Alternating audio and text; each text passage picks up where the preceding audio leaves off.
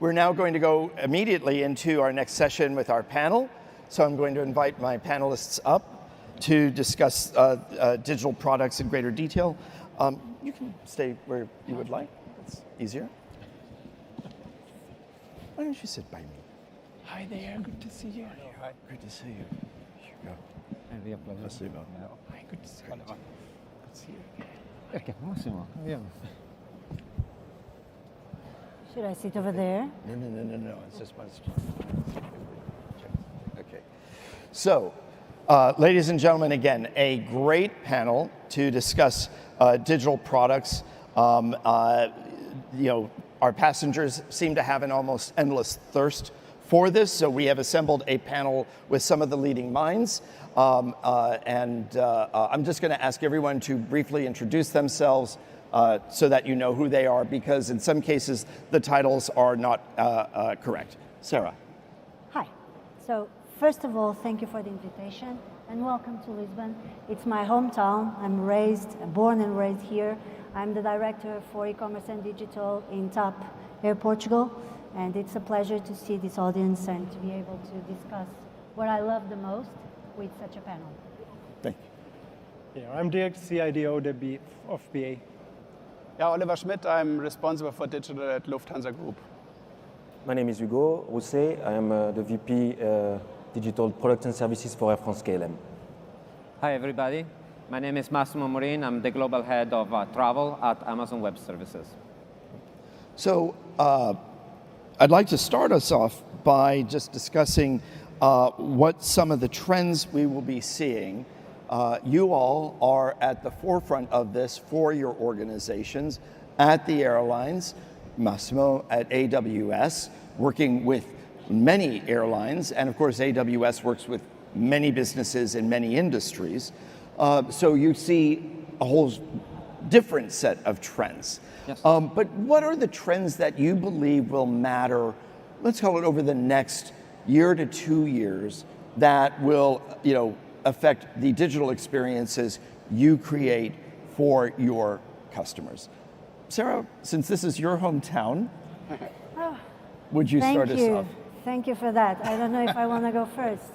Okay, so I think that the majority of us, if not all of us, we know the trends. We know that biometrics is there, artificial intelligence, cloud computing, machine learning, all that can be not only the trend, but the biggest solution that I can get to solve the majority of the problems that we feel on not only on a daily basis, but also through disruption, which I guess, and from what I've been hearing, it's a fact. We must deal with it, and technology is there to solve it. On the customer experience side, I would say that the trend is what really we can give them up to their expectation. The consumer is expecting to see newer technologies, speed, agility, information on the fly, and the integration of data and personalization, not only of the information, but of the service that we provide, is the best that we can give them to take advantage of this trend. Thanks. Oliver, I'm going to ask you to go just because we've heard some of the trends from BA, so. Yeah, thanks a lot. So I personally believe if we look at trends, we can look at technology, but we should look first at the customer. And my belief is that major trend is that in all these disruption cases, we can now give back empowerment to the customers. Not just that we rebook him to some other flights, but they can really make great choice and get at least much better over these situations. And I think that was our major trend for this summer, and it will be next summer, I'm sure, unfortunately. And secondly, clearly AI is changing the game. Now with Gen AI mainly somehow accelerating this movement, and I think it's more the combination of classical AI models with Gen AI models, which make interactions with the customers a completely different one. So these would be my two major trends. If I can add a third one, I think personalization, as you said, is a very important one. We have to get rid of this transaction-based treating of the customers because they really feel it. So it's really important that we all push this idea of an ID and a connected experience between digital, physical, and human, which at the end makes the biggest difference for our customers, because this is what a premium brand is about. Hugo.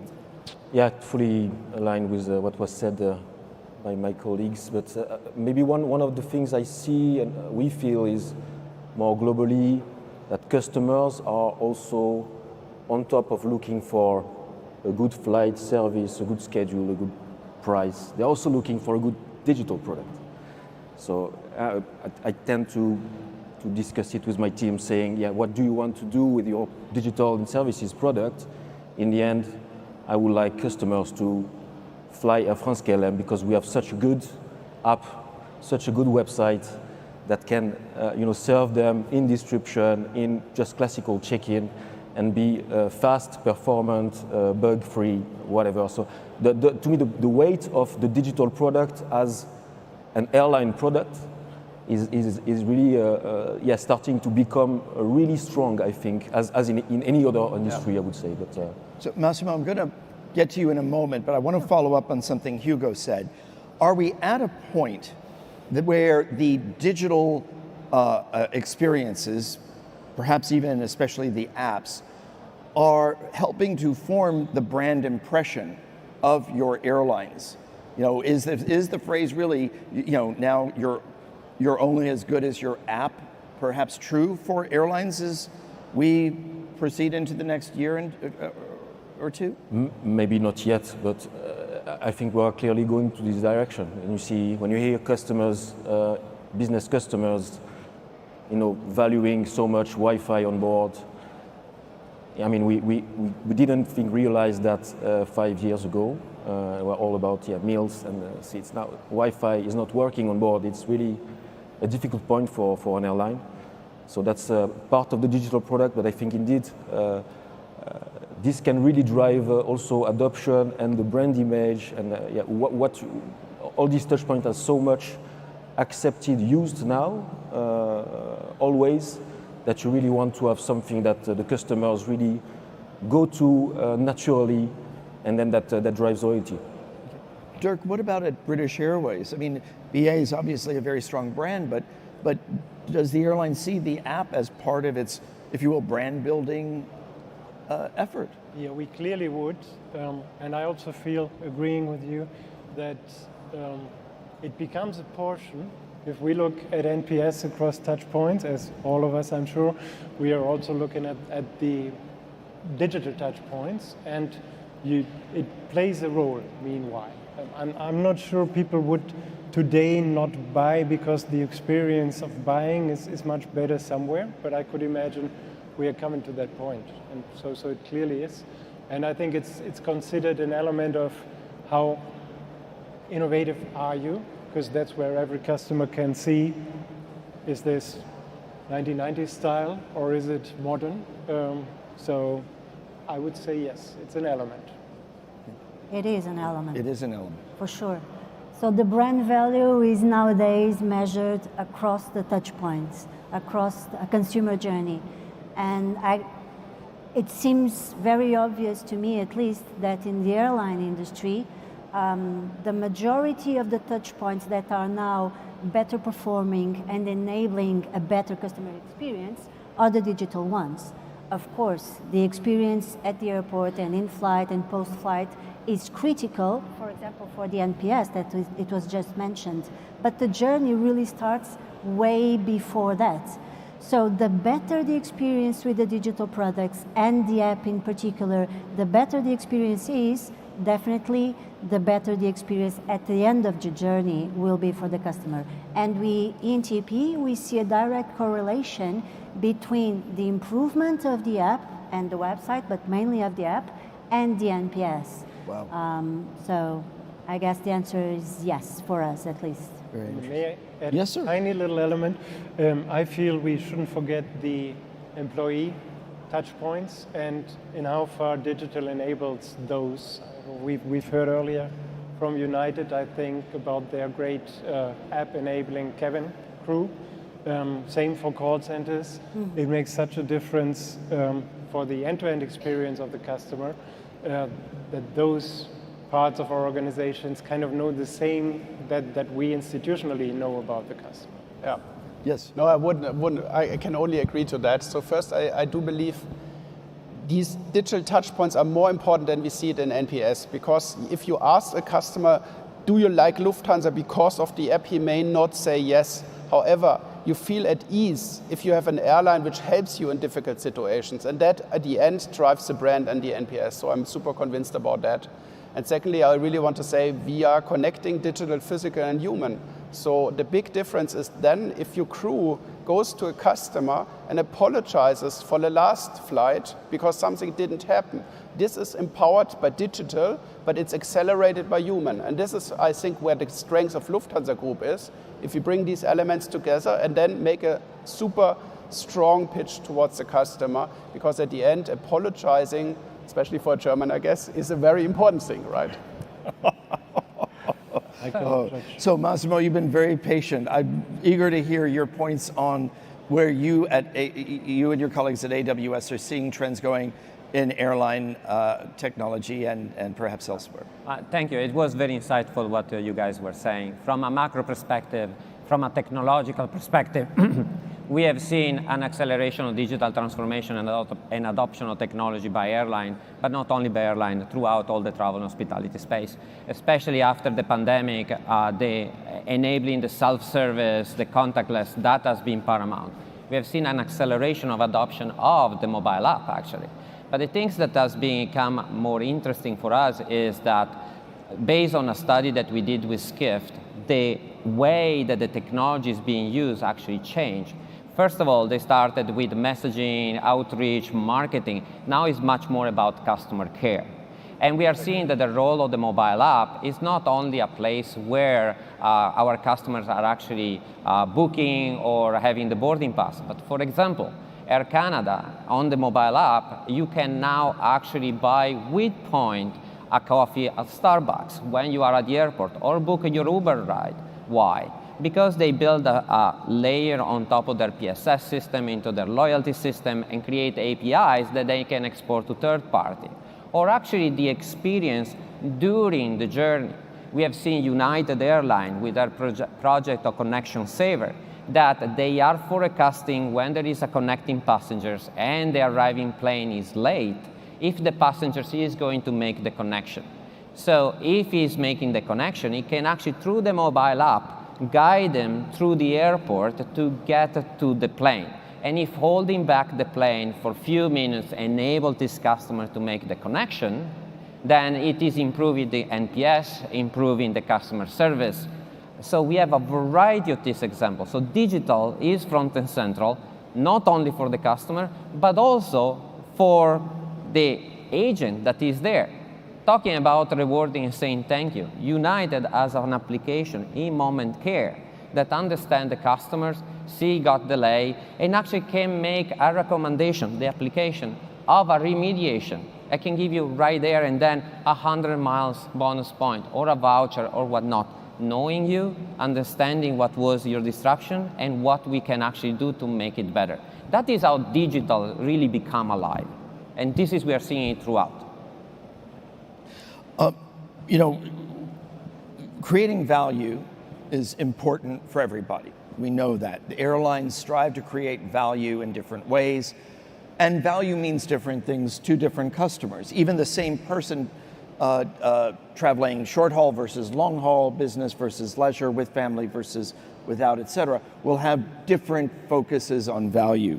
How are you all going about trying to create value streams in your businesses that cover the various digital touch points? It's not just a matter of trying to push stuff randomly just to sell things.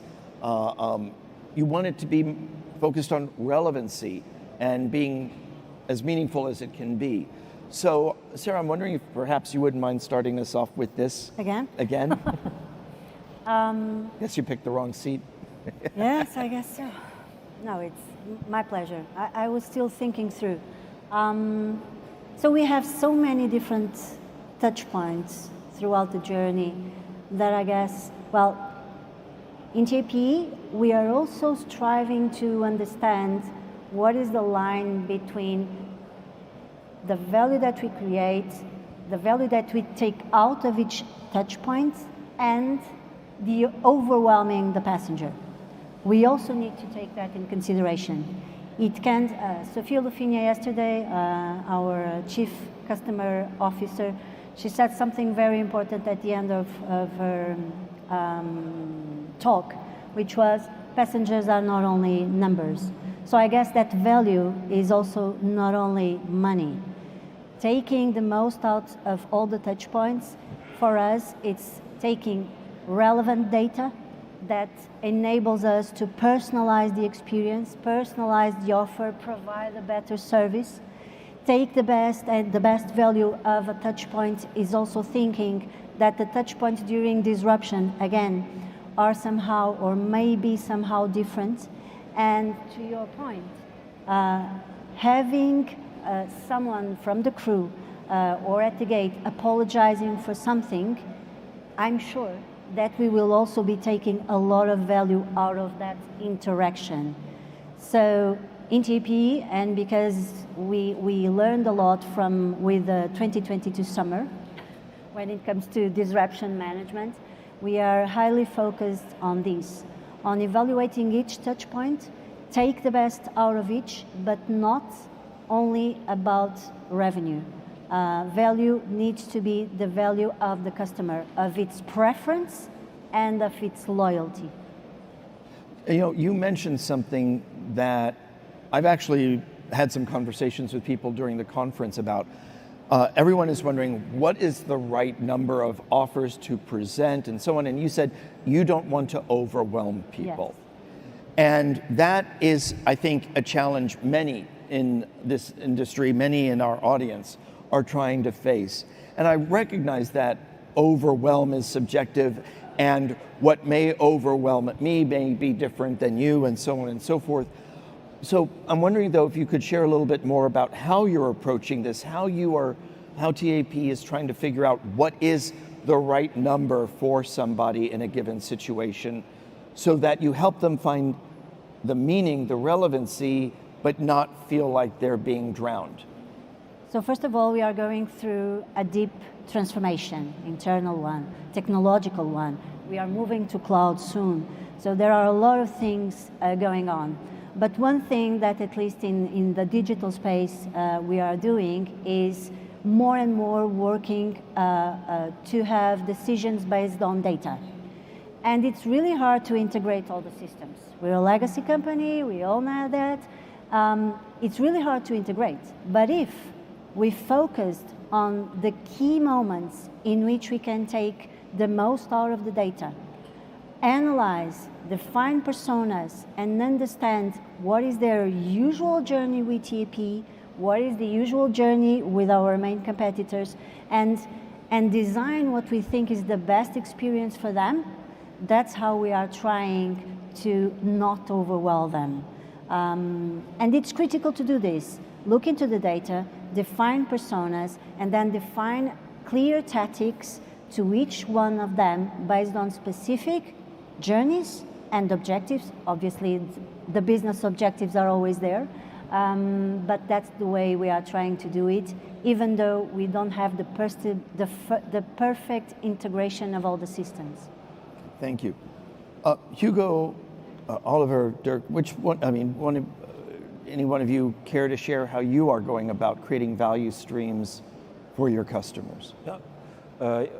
Yeah, I think there is no surprise that we are trying to do a bit the same thing. But for sure, it's exploiting the data we have, figuring out what we can do in terms of contextualization and personalization. But I would say already contextualization, if we have very good contextualization, would be great. And this is both, I think, on both sides. Getting your data ready. You said there is not enough data, never enough data previously. I tend to agree, but at the same time, I think we have quite a lot of data already that we are not using enough or well using enough. And that is leading us to analyze this data, try to find customer behaviors, customer moments, and then match that with what you see also from your product side. Which are the touch points? Who are the customers on which touch points? Because you don't have the same type of persona, and we are obviously global e-commerce players with customers in our home markets, customers in the US, different behaviors of usage of digital touch points, devices, what have you.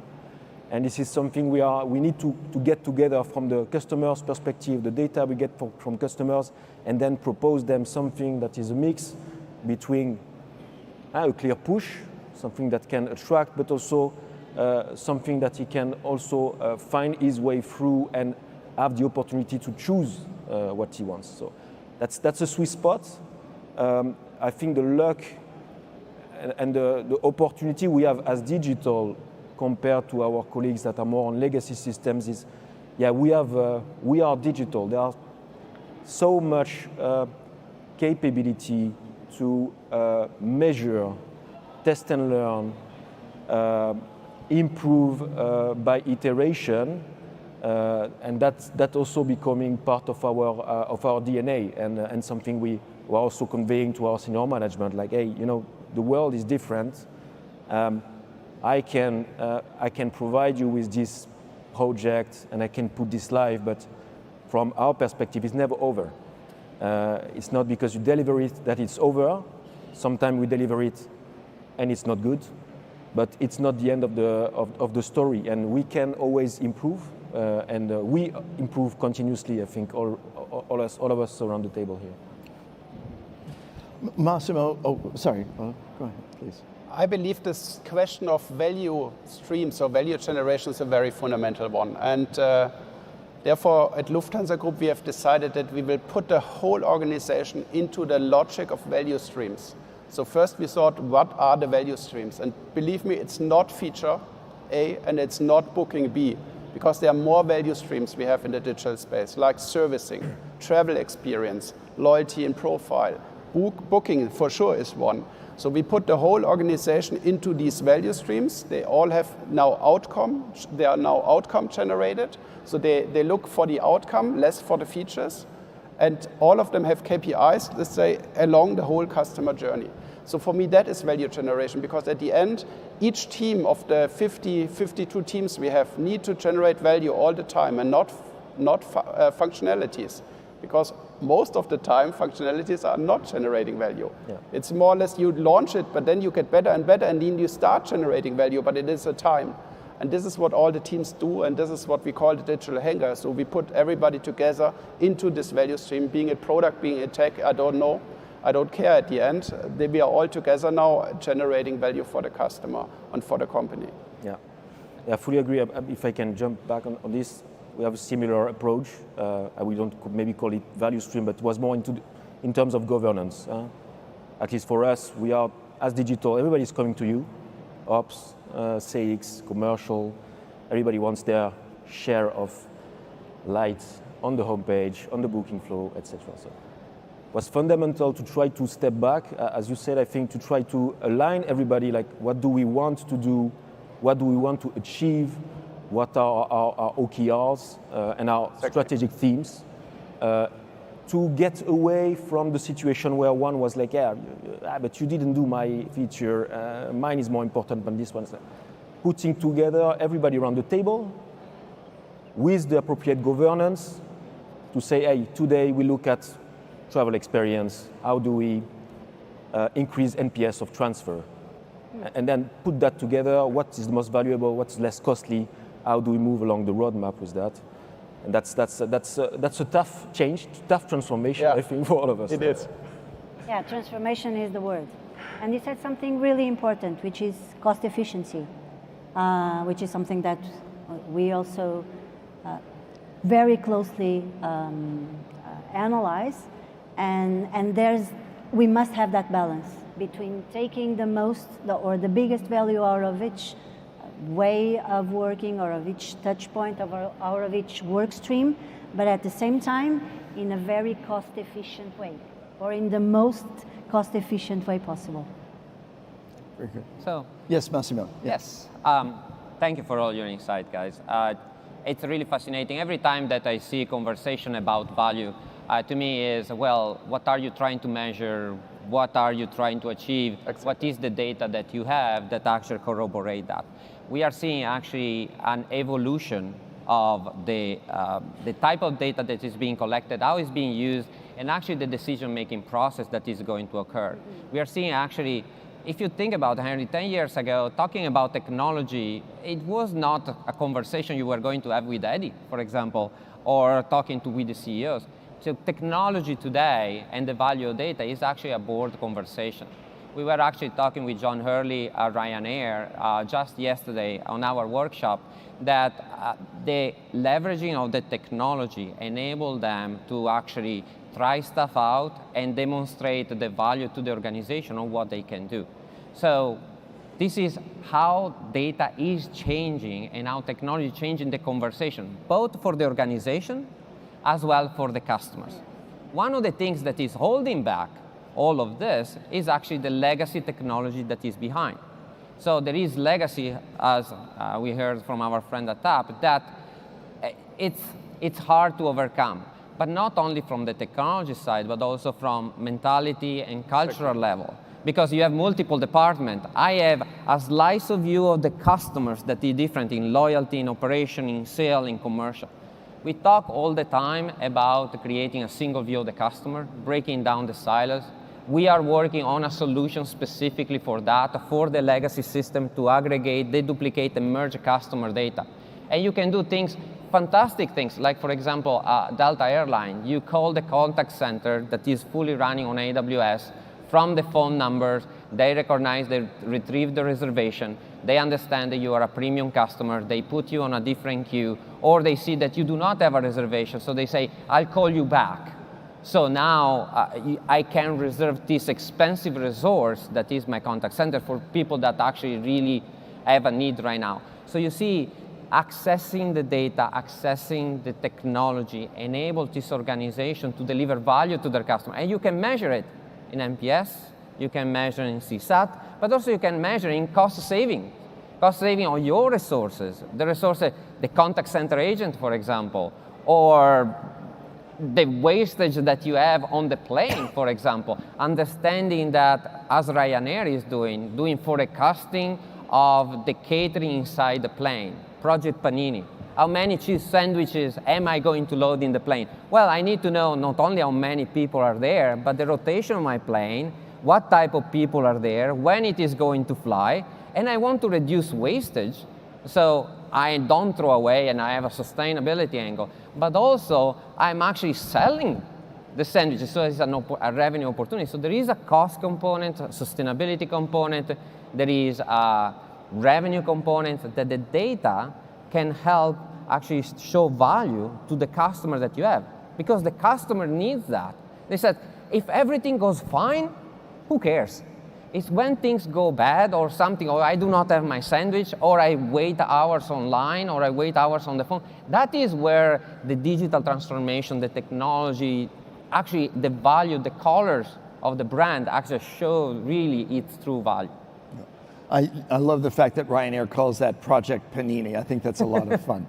What I would say to you, Massimo, in response is, I've been an analyst for 23 years. Yep. And in one of my first meetings when I was at Forrester, I was in the board meeting of an airline where we were talking about technology. So they have been looking at it, but it was a lot more abstract 20 years ago, and generally the discussion was focused on the PSS. Yes. Now, the conversations are much more, if you will, immediate. To your point, it's about the data and how they use it. Mobile. Technology has made itself so much more available and so much more integrated into our lives that I think the good thing about this is your CEOs, your boards, et cetera, can appreciate what all of you are doing that much more, because it's there. It's literally in the palm of our hands. Yeah, having worked as a consultant for airlines quite some time of my life, and having worked with Lufthansa and others, I think it's really a strong change. We talk use cases, we talk value streams. You guys run product-led organizations. We do.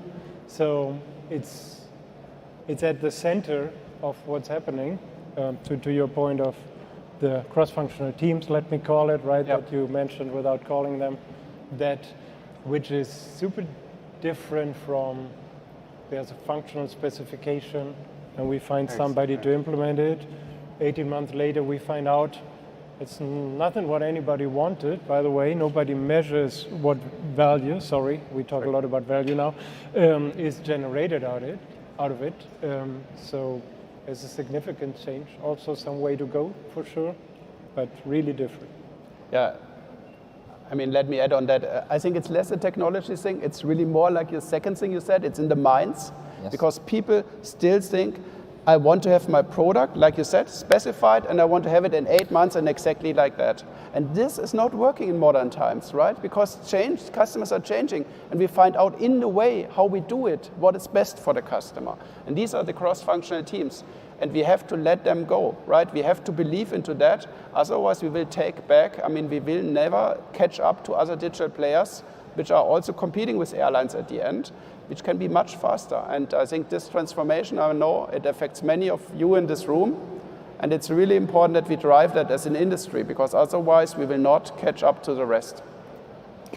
And if I might add, Henry, Yes, sir. This means actually being agile.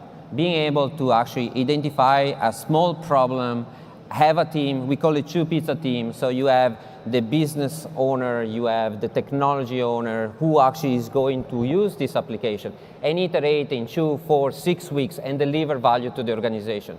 The time in which we have master plans the last 2, 3 years, those are gone because people are gone. Because the world is changing so fast. Take a look at the pandemic. The needs that our customers have, and I say our customers, I say the travelers, your customers, because I'm a traveler as well, keep evolving. So we are not able to keep pace to that if we have long project. So identify a small problem, identify a couple of attributes you want to work at, execute very fast, use technology that is available to you today, off the shelf, MLEI, contact center modernization, whatever it is, video recognition, try it out, see if it works, it delivers value, and then you move to the next one. So you capitalize on that. I find myself in many projects of our customers that are doing migration and modernization, and then after a year, after 2 years, they migrate everything, and the CEO goes there and says, so what have you done? Well, we are doing the same things we were doing before, but we are on the cloud now. That's not how it works. It's how you take advantage of all this technology to actually solve real problems and deliver value to the organization.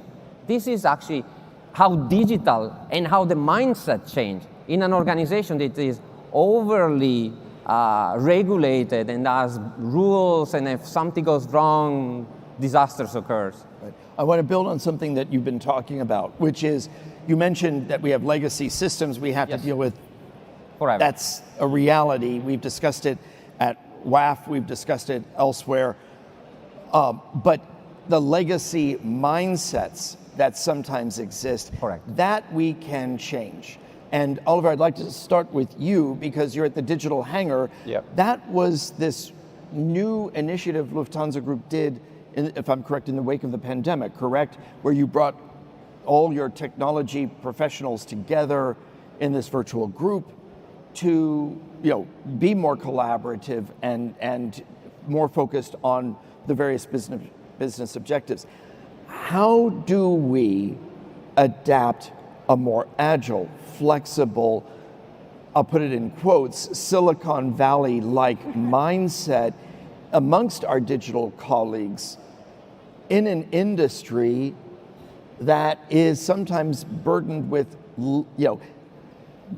JFK era technology? I mean, there are systems running on airlines that are older than the Pan Am bag I am carrying.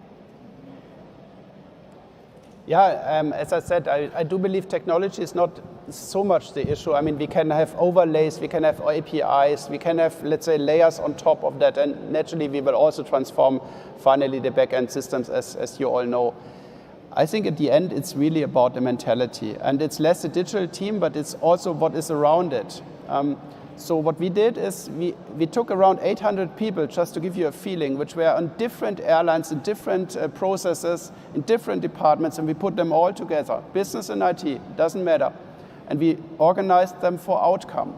And that is such a big difference. Give you just one example. We had a team who does a hotel tool, right? So we rebook customers in hotels. It's an amazing feature we have, by the way. It's really cool. Not everybody has it, but it's really cool. We can give the customer a hotel voucher. And this team had a roadmap with features. And when they looked at the roadmap, they found out the problem is not the features. The problem is we don't have enough hotels in Frankfurt. That was the problem. So we found more hotels in Frankfurt and they solved their OKR. And this is exactly when we get the whole organization in that mindset. And if everybody then accepts that value is in the focus and not power, right? And not this fighting against each other, but more the value for the customer, then we will see this transformation happen and all these teams run in a very fast way and they deliver great value. And this summer was our example. So we rebook, it's rebooking, you know that. It's like you give somebody an offer, but they don't like that offers. And we gave back all the empowerment to the customers. They can now rebook themselves. They can rebook themselves on trains. They can rebook themselves on hotels, right? All of this is possible, and they do it. And these were small teams of around 8-10 people, which were just running, and just for half a year. And we made a big difference. And you can do that with all the legacy systems. Clearly, we have support from Amadeus, we have support from our vendors, that's clear. But it is possible on top of these legacy systems, and we have to believe in it. Otherwise, we are always looking at the PSS system, and we think it will give us a solution, right? But usually you see two approaches working, or at least I've seen two approaches working. One is this pretty radical. I turn an organization totally around. Which I've done in two cases as well. You usually will find that in a more digital world as a subset of the company, relatively small subset against 130,000, I don't know, people. Yeah. More than 100,000 people. Yeah, and then fortunately, yeah. I will not comment. And then you usually try for the rest of the organization, often tech-driven, to raise the water. So you will not go all in and radical, but you will think MVPs, begin to think MVPs, you will think outcome, you will implant some of these elements. You will have water agile teams and gradually move the whole organization towards that.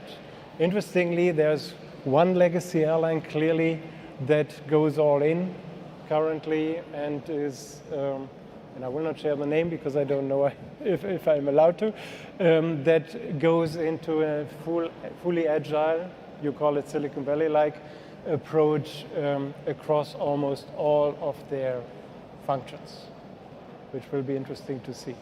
Yeah, I don't believe that.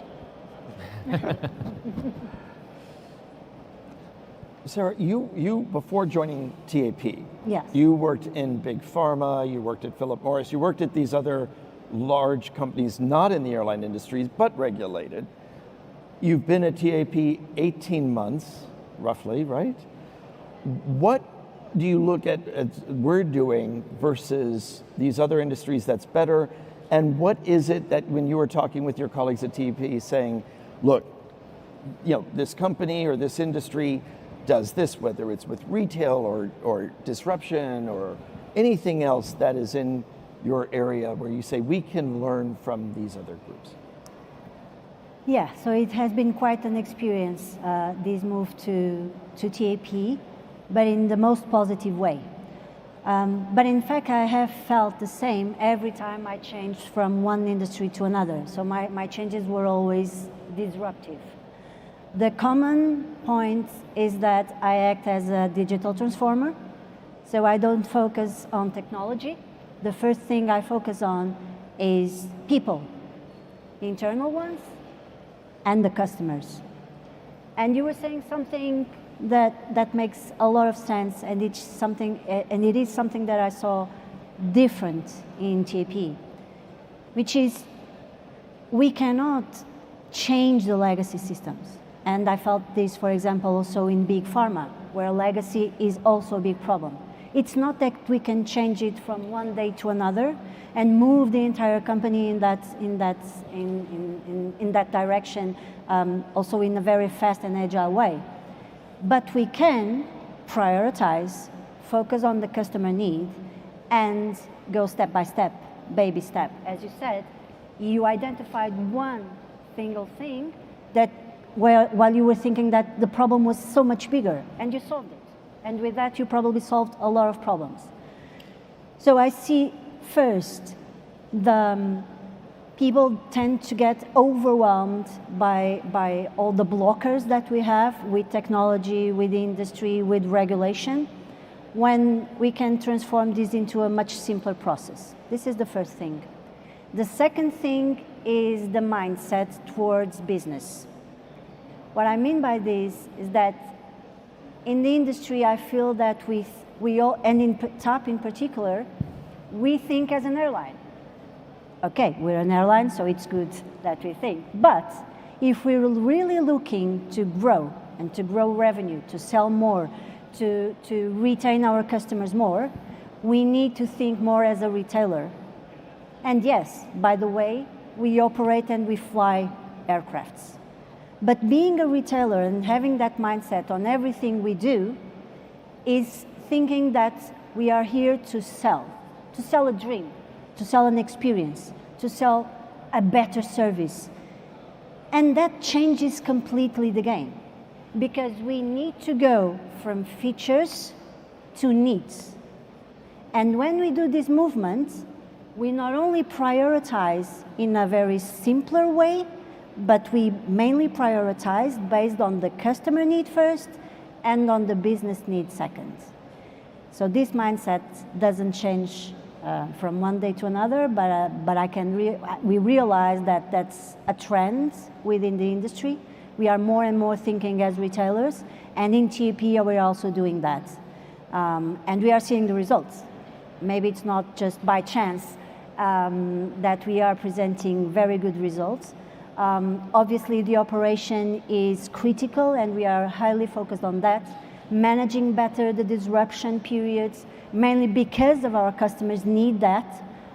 It's also critical for us, but then the business must grow too. And changing the mindset is critical. Hugo, how do you go about changing the mindset at Air France KLM? How do you go from features to needs? Yeah, I think for us, the journey started already in our efforts to join forces Air France KLM under the digital touch points and services. So we just finished or are about to finish a long journey of convergence, converging all our tech stack, front end, back end. And that was for us a game changer in making sure our teams were working as one. And what helped us do that, I think, is adopting a new methodology, which was agile, safe. It helped us really getting everybody on par. Everybody is starting anew on something different that is not either Air France or KLM or what have you. And that really showed the path, I think, for this type of new mindset. What we are, I feel we are all still trying to embark other colleagues that are gradually adopting these methodologies, which are development methodologies. But above the development methodologies, what I was saying before, like the OKRs, the objective type thing. And we are doing that, trying to use the tools of big legacy airlines. I think at least for us, disruption is not pushed so much, but at least trying to educate, trying to think, show by example. Hey, we have data. People can work together and can remove the silo mindset to gather around a single goal, and that's an education we do layer after layer, I would say. That is gradually picking up, and we are reaching now the frontier of trying to address this change in the bigger governance models, when you're talking about IT budgets, we're talking about IT budgets, okay, business cases, this type of things. This is difficult for a digital department, for agile departments, as you said, Oliver, to really comply to. And so this is basically education, trying to get help from others, trying to show examples, and I'd be glad I heard the same thing for you guys. That will help me. Showing that it's not, a dream or something crazy from our end, but that's actually how digital is run now, and how systems are run now. And so I think one thing we also learned about is how to accept not to do everything on our own. We have history on that, airlines. Yeah, we've built the PSS, etc. But yeah, now we are looking at partners.